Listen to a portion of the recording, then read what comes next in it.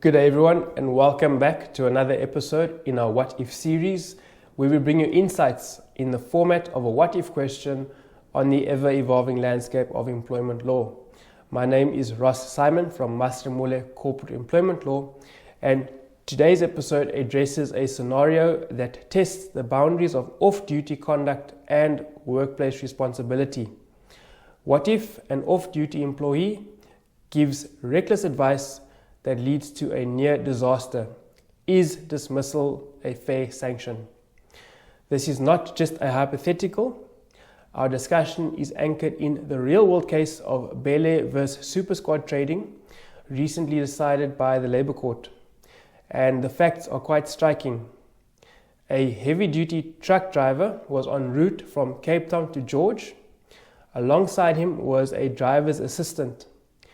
During the journey, the driver discovered the assistant had been drinking, initially discreetly and then openly. When instructed to stop, the assistant refused, and the driver then escalated the matter to his supervisor, who instructed him to turn around and return to the depot.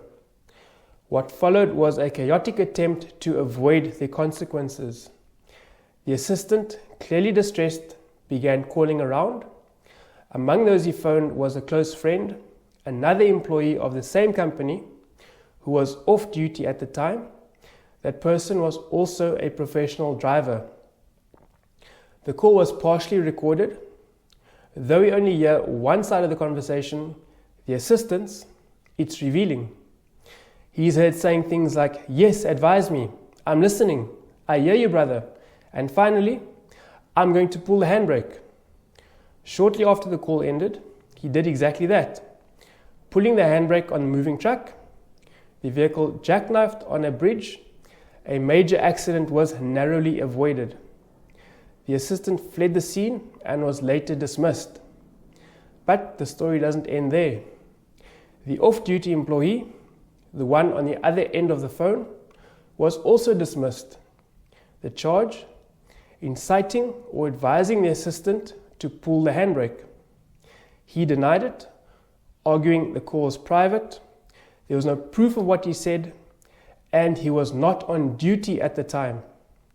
The matter went to the CCMA. The Commission upheld the dismissal as fair, and the employee then launched a review application at the Labour Court. Let's pause and consider the key question. Can an off-duty employee be fairly dismissed for reckless advice that triggers dangerous conduct? The Labour Court said yes, and here's why. First, it reaffirmed that an employee's duty of good faith does not end when they clock out. Off-duty conduct may warrant dismissal if there is a meaningful link between the conduct and the workplace. Second, context matters.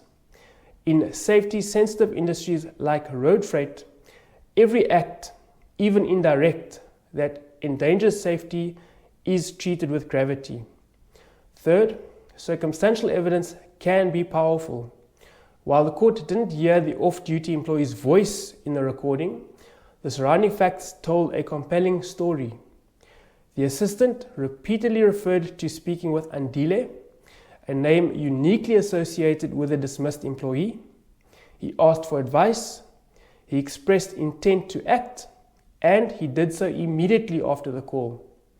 The court found that this chain of events strongly supported the inference that the advice had been given and that it was reckless. Let's draw out some key practical takeaways. Firstly, off-duty conduct is not always off limits. Employers may discipline off-duty conduct if it affects workplace discipline, safety, operations, or trust. Reckless advice can be misconduct. Giving advice, especially during a work-related crisis, may cross the line into incitement or a breach of trust, even if you're off duty. Third, the nature of your industry matters. In high-risk environments, even a small act of recklessness can have major consequences. Silence is not a shield. where the employer's version rather is probable and the employee provides no credible alternative, courts may accept the employer's case, even based on circumstantial evidence. And in conclusion, colleagues, Bhele versus Super Squad trading is a powerful reminder that employment responsibilities may extend beyond formal working hours, especially in safety-sensitive sectors. When advice, even if informal, leads to reckless conduct that endangers lives or property, employers are entitled to take decisive action.